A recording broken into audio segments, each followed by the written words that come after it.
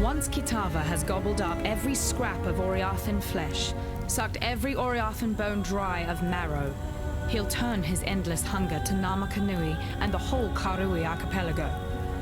As you know, the Karui will fight, and they'll fight hard, but they're going to need all the help they can get.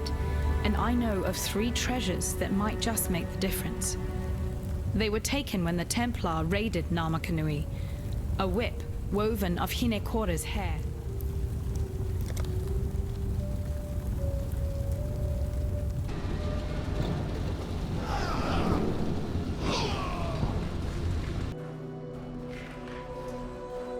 You've destroyed him, and yet I hear the voice of innocence, begging for our forgiveness, asking for our help.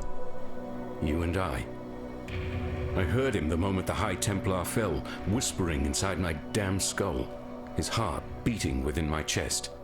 Innocence protects us now, holds fast the door against the murderous tide that rushes to meet us. He wants you to pass through that door, to bring order to the chaos beyond.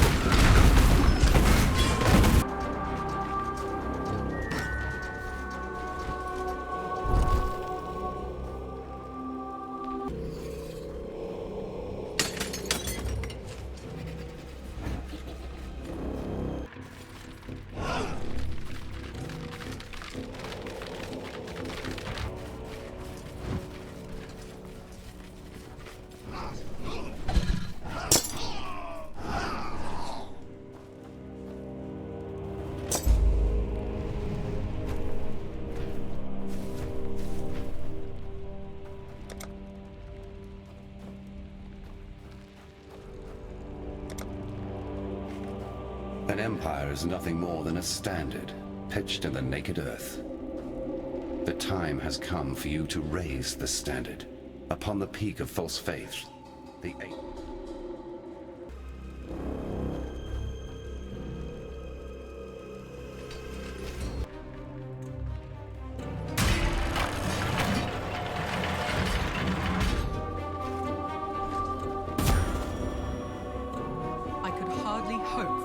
results.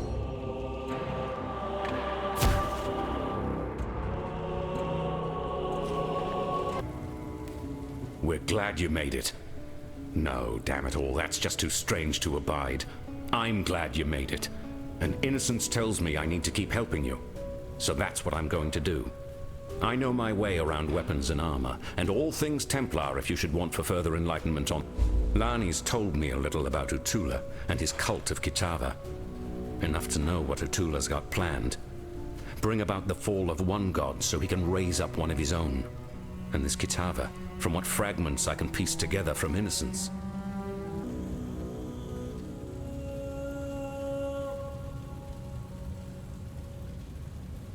I'm having a little trouble explaining it myself. I've never been the most devout of men, especially through a Templar, more of a soldier than a believer. But now, Innocence himself rests within me. His voice is weak. For a long time now, I thought my god's intentions were being twisted by his supposed servants. Did I speak up? No. The pyre would have been my only answer. I did what I was told and drew the lines of...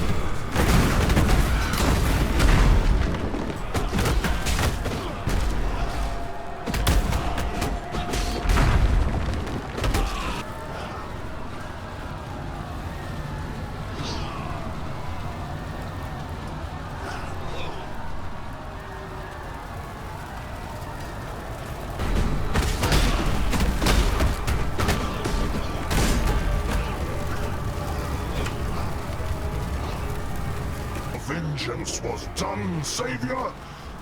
Oh no, it has only begun.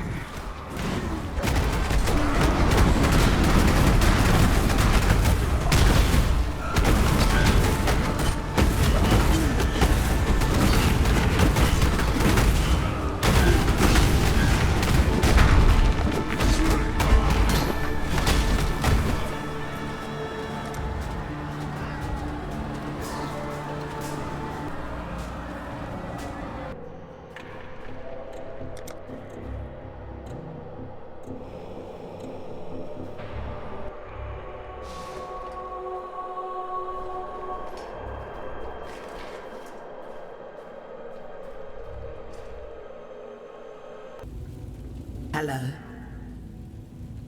To plow a field, you need a tool. To harvest grain, you need a tool. To spread corruption, you need a tool. The High Priest is dead, yet the object of his devotion remains.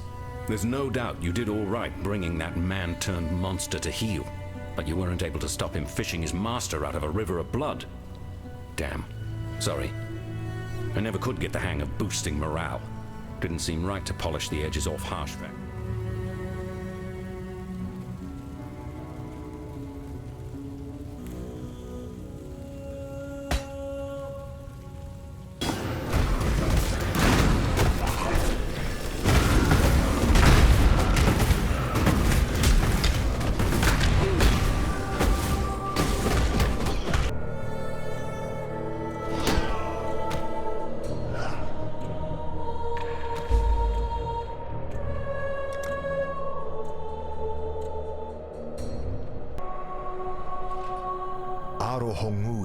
Daughter of the Moon, was preparing for a feast to celebrate Tukohama's return from his war on the first ones of the Ezamites. Tafor, son of the forest, asked each of the birds to sacrifice one of their kind for the feast. He gave these offerings to Arohongui, who cooked them in a great fire stone pit. Seeing all of those plump birds cooking made Kitava very hungry, and he offered to watch them, to make sure they didn't burn while Arohongui rested during the heat of the day. Arohongui thanked Kitava for his kindness.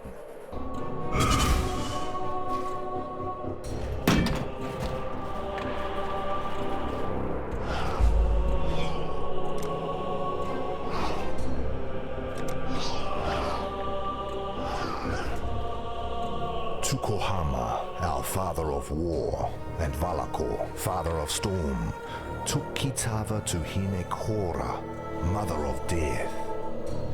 They asked her to kill the greedy Kitava, for surely their tribe would starve if Kitava continued to live among them. But Hinekora refused, for death would not teach Kitava the lesson he needed to learn. Instead,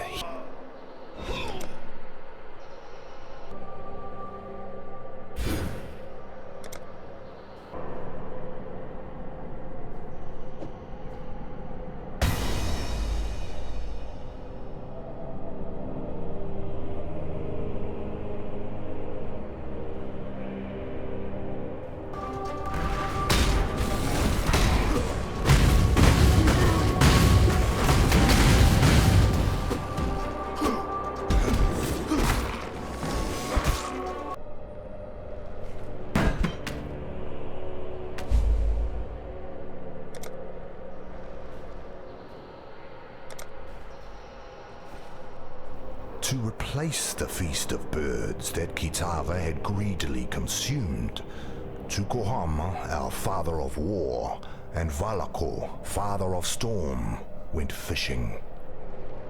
Although Kitava was blind, he could still cast his line and feel when a fish took his bait.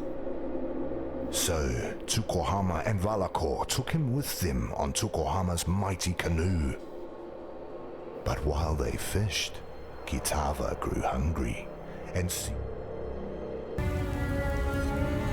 Not all slaves believe Dutula's lies. Some I know have managed to steal a ship and are soon to set sail for Namakanui. Hopefully, with these treasures on board, Valakor will bless their voyage.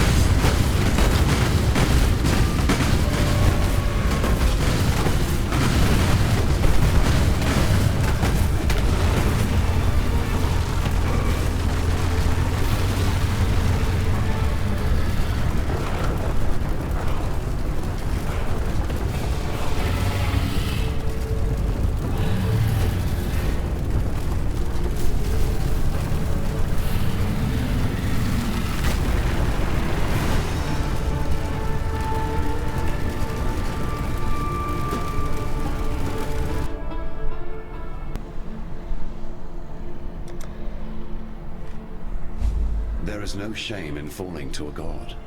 Shame lies only in refusing to rise again. You shall soar. That much I'm permitted to foresee. You shall ascend to the peak of your loftiest mistake, and from there you shall pluck a sin.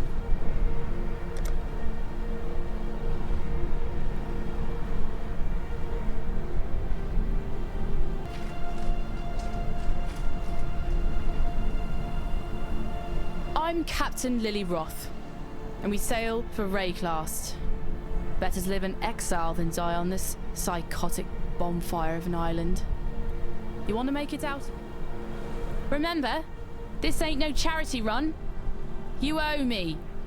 Cast off! Alright, we're safe for the time being. Now let me introduce myself properly. Lily Roth. Yep, I'm one of those Roths. Some call me smuggler, others pirate. Yet I prefer the sound of nautical entrepreneur. Don't think I'd be forgetting that favour you owe to me. In fact, now I think of it, there's certainly a way you can be repaying this most considerable debt. You see, those blasted cultists have been plundering the refugee ships trying to escape Oriath. And if not for my incomparable skill as a sea captain, we'd have met the same fate. But now the drowned dead are what? Don't think I'd be forgetting that favour you owe to me. In fact, now I think of it, there's